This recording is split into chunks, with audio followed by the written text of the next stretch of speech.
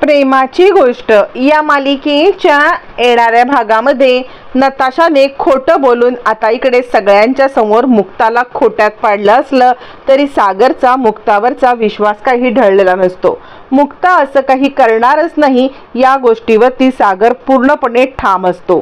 काहीही झालं तरी मुक्तांना या सगळ्यामध्ये मला वाचवायला पाहिजे आणि या सगळ्यामध्ये मला मुक्तांची साथ दिली पाहिजे हे सागरला माहिती असतं। त्यामुळे सागर सांगत असतो, हे बघ सानिका, एक गोष्ट लक्षात घे, आता तू कितीही काही बोललीस ना तरी तुझ्यावरती माझा विश्वास बसणार नाही। नताशा, तू खोटारडी आहेस असं म्हणत सागर नताशावरती चिडतो। त्यावरती आता मात्र इकडे हर्ष म्हणतो, तू तिच्यावरती चिडण्याचं काहीच काम नाहीये, हे सगळं मी प्रूव्ह केलेलं आहे आणि सावनी, तुझं माझं लग्न मोडलेलं आहे। किती काही झालं ना तरी या लोकांना वाटतच नव्हतं तुझं माझं लग्न व्हावं। असं म्हणत लग्न मोडून ज्या वेळेला हर्षवर्धन निघून जातो त्याच वेळेस सावनी मुक्तावरती घाणेरडे आरोप करते। सावनी ज्या वेळेला मुक्तावरती आरोप करते त्याच वेळेला सागर तिचा हात धरून माझ्या बायकोच्या बद्दल एकही उणापुरा शब्द ऐकून घेणार नाही असं टेचात सांगतो। आणि एक लक्षात ठेव, मी लवकरात लवकर, म्हणजे ही नताशा खोटं बोलत आहे आणि हर्षचं हे सगळं नाटक होतं हे सिद्ध केल्याशिवाय गप्प बसणार नाही असं म्हणत इकडे आता सावनीला शब्द देतो। सावनी तरी पण चिडलेली असते आणि ती मुक्ताला अद्वा तद्वा बोलते, तू बरीचशी काहीतरी पाप केलेली आहेस आणि त्या पापांची तुला आधीच शिक्षा देवाने दिलेली आहे। तुझ्याकडून पाप होणार हे ऑलरेडी देवाला माहिती होतं, म्हणून देवाने तुला ही शिक्षा दिली असं म्हणत ती मुक्तावरती आगपाखड करायला लागते। मुक्ता बिचारी सगळं ऐकून घेते, पण या सगळ्यामध्ये मुक्ताच्या बाजूने उभं राहत आता मात्र इंद्रा, इकडे सागर आणि स्वाती, लकी हे सगळे जण हर्षच्या विरोधामध्ये खूप मोठी मोहीम काढणार असतात आणि या सगळ्यामध्ये मिहिर साथ देणार असतो। आता सगळे गेल्यावरती इंद्रा म्हणते, बाद झालं, म्हणजे ह्या हर्षने आधी माझ्या मुलाचं आयुष्य बर्बाद केलं, सगळ्यात आधी माझ्या मुलाचं आयुष्य बर्बाद केलं, सावनीला पटवलं आणि त्यानंतर माझ्या दुसऱ्या मुलाचं मिहिरचं आयुष्य बर्बाद करायला निघालेलं आहे। आता ह्याला मी सोडणार नाही, बाद झालं, याने जे काय केलंय ना त्याचा त्याला भुगताना करायलाच लागणार, त्याशिवाय मी गप्प बसणार नाही असं म्हणत इंद्रा आता मुक्ताला सांगते, तू काय बी काळजी करू नकोस, मी तुझ्या सोबत आहे। मुक्ता सांगते, हा सगळा हर्षचा प्लॅन होता, नताशाने मला सांगितलं होतं की आपण असं प्लॅनिंग करूया आणि CCTV फुटेज पण तिनेच प्लॅन करून घेतला होता असं म्हणत मग मात्र मुक्ता आता इकडे CCTV फुटेजची आठवण काढते आणि ती सांगते, जर का हा CCTV फुटेज नताशाने प्लॅन करून घेतलेला आहे तर आपण या CCTV फुटेजच्याच मदतीने यांचं सत्य शोधून काढूया। सागर म्हणतो, हो तुम्ही काळजी करू नका, ज्या पद्धतीने CCTV फुटेजने ह्याने सगळ्यांच्या समोर सत्य आणलं ना त्याच पद्धतीने आपण ह्या CCTV फुटेजमुळेच या हर्षचं सगळ्यांच्या समोर भांडेफोड करूया, मी बरोबर सगळं करतो, तुम्ही काळजी करू नका असं म्हणत ज्या CCTV फुटेजमुळे इकडे खूप मोठा हर्षने पुरावा दिलेला असतो तोच पुरावा आता मात्र इकडे त्याच्या विरोधात जात सागरने खूप मोठी योजना केलेली असते आणि ज्या वेटरने हे सगळं घडवून आणलेलं असतं त्याच वेटरला आता समोर धरणार असतात।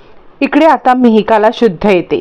मिहिकाला शुद्ध आल्यावरती मग मात्र हा काय प्रकार आहे हे सगळं जाणून घेण्यासाठी मुक्ता तिच्या जवळ येते। मिहिका, तुला बरं वाटतंय ना, तुला आता कोणत्या प्रकारचा त्रास नाही ना होत असं म्हणत ती मिहिकाकडे येते आणि मिहिकाला प्रश्न विचारायला लागते। यावरती मिहिका म्हणते, ताई माझ्यासोबत काय झालंय? अजूनही मिहिकाला काही माहीत नसतं आणि मिहिर तिच्यावरती चिडलेला असतो, कारण मिहिकाने मुक्ताचं म्हणणं न ऐकता त्या हर्षवर्धनची साथ दिलेली असते। आता मुक्तासाठी हे महत्त्वाचं असतं की नक्की त्या दिवशी काय घडलं होतं हे जाणून घेणं। मग ती मिहिकाच्या जवळ येते। मिहिका, काय घडलं होतं?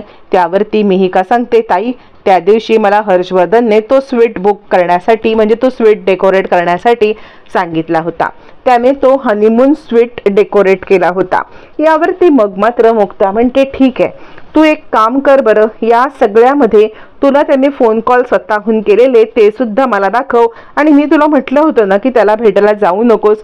यावरती मिहिका म्हणते, ताई मी खरंच चुकले, काहीतरी चूक माझ्याकडून घडले याचा मला अंदाज आलेला आहे, पण ताई काय चुकलंय माझं? मी खरं तर ती स्वीट डेकोरेट करायला गेले हा माझ्या मॅनेजमेंटचा एक भाग होता. मग मात्र मुक्ता म्हणते, तू ते स्वीट डेकोरेट करायला गेलीस हे तुझ्या मॅनेजरला कोणाला माहिती आहे का? यावरती मिहिका सांगते, हो, माझा जो मॅनेजर आहे त्याला मी कळवलं होतं की हर्षवर्धन सरांनी मला स्वीट बुक करायला सांगितलेलं आहे, स्वीट डेकोरेट करायला सांगितलेलं आहे. त्यावरती मुक्ता म्हणते, ठीक आहे, तुझ्या मॅनेजरला बोलव. मग तिकडे गेल्यावरती काय घडलं त्यावरती आता मात्र मिहिका सांगते, मी ज्या वेळेला तिकडे गेले त्यावेळेला मला त्या एका वेटरने कॉफी दिली.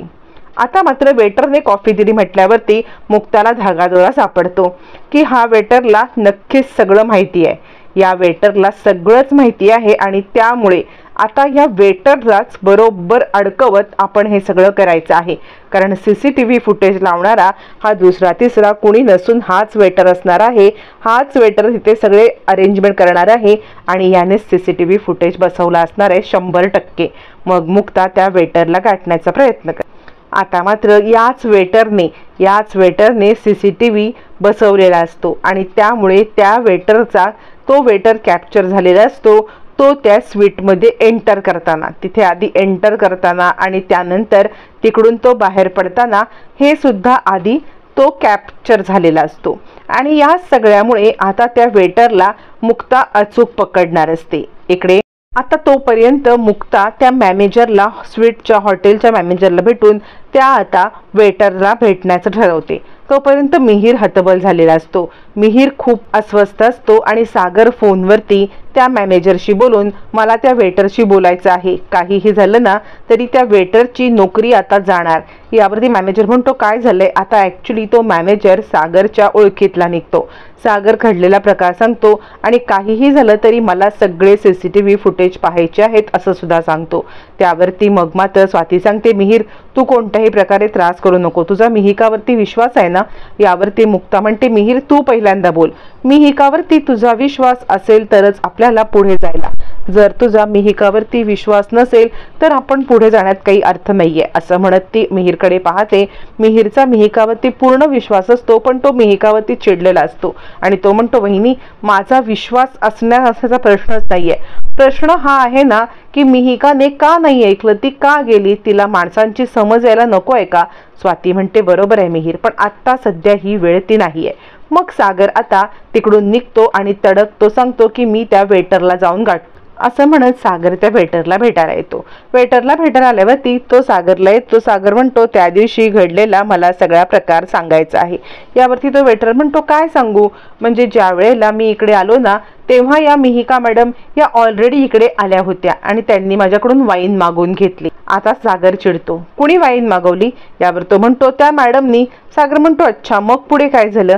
यावर तो म्हणतो, काही नाही, वाईन मागवली, 2 वाईन मागवली, एक त्यांच्यासाठी आणि एक हर्षवर्धन सरांसाठी.